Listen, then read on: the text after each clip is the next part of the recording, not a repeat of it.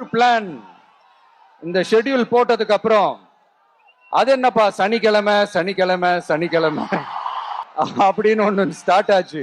அது ஒண்ணு இல்ல, உங்க எல்லாரையும் வந்து பார்க்கும்போது உங்களுக்கு எந்த விதமான டிஸ்டர்பன்ஸும் இருந்துடக்கூடாது.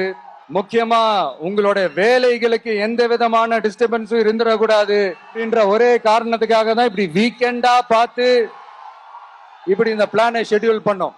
நாட்கள்ல ஓய்வு நாட்கள்ல வரணும்ன்றதா அந்த எண்ணமே. அது மட்டும் இல்ல, அரசியல்ல சில பேருக்கு நம்ம ஓய்வும் கொடுக்கணும் இல்லையா, அதனாலதான் இந்த ஓய்வு நாட்களா பார்த்து இப்படி செலக்ட் பண்ணோம். சரி, இப்ப நம்ம மக்களை சந்திக்கிறதுக்கு, நம்ம சொந்தங்களை சந்திக்கிறதுக்கு எத்தனை கட்டுப்பாடுங்க. அந்த இடத்துல பர்மிஷன் இல்ல, இந்த இடத்துல பர்மிஷன் இல்ல. ஆனா அதுக்கான காரணங்கள்லாம் நீங்க கேட்டீங்கன்னா சொத்தையான காரணமா இருக்கும். அங்க பேசக்கூடாது, இங்க பேசக்கூடாது, 5 நிமிஷம் தான் பேசணும், 10 நிமிஷம் தான் பேசணும். நான் பேசுறதே 3 நிமிஷம் தான். அதுலயும் அது பேசக்கூடாது, இதை பேசக்கூடாதுன்னு சொன்னா அப்புறம் தான் எதை தான் பேசுறது. அரியலூர்ல போனப்போ நான் கரெக்டா அந்த ஊருக்கு போறதுக்கு முன்னாடி ஒரு அந்த ஏரியாலேயே அந்த பவர் கட்டு.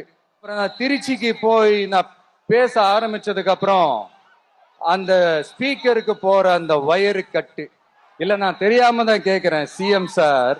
ஃபார் எக்ஸாம்பிள், இப்ப ஒரு RSS தலைவர் இங்க வராருன்னு வச்சுக்கோங்க, இல்ல நம்ம பிரதமர் மோடிஜி அவர்களோ இல்ல உள்துறை அமைச்சரோ இங்க வராருன்னு வச்சுக்கோங்க. இந்த மாதிரி கண்டிஷன்ஸ் எல்லாம் போடுவீங்க, இந்த மாதிரி பவர் கட் பண்ணுவீங்க, இந்த மாதிரி வயர் கட் பண்ணுவீங்க. கொஞ்சம் கட் பண்ணி தான் பாருங்களேன்.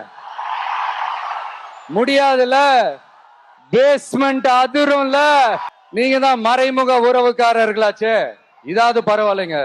இதை தாண்டி ஒரு ரூல் ஒண்ணு போட்டாங்க, பஸ்ஸுக்குள்ளேயே இருக்கணுமா, பஸ்ஸை விட்டு வெளியில வரக்கூடாதா, கையை இவ்வளவுதான் தூக்கணுமா, இப்படியே வரணுமா, மக்களை பார்த்து சிரிக்காத, மக்களை பார்த்து கையசைக்காத, இப்படி எல்லாம். ஐயோ,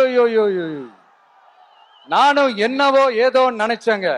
செம்ம காமெடியா இருக்குங்க. I'm just enjoying like anything. நேரடியாவே கேட்கிறேன், சிஎம் சார் மிரட்டி பாக்குறீங்களா? அதுக்கு இந்த விஜய் ஆள் இல்ல சார். என்ன செஞ்சிருவீங்க? மேக்சிமம் கொள்கைய சும்மா பேருக்கு மட்டும் வச்சுக்கிட்டு குடும்பத்தை வச்சு கொள்ளையடிக்கிற உங்களுக்கே இவ்வளவு இருந்தா, சொந்தமா உழைச்சி சம்பாதிச்ச எனக்கு எவ்வளவு இருக்கும்?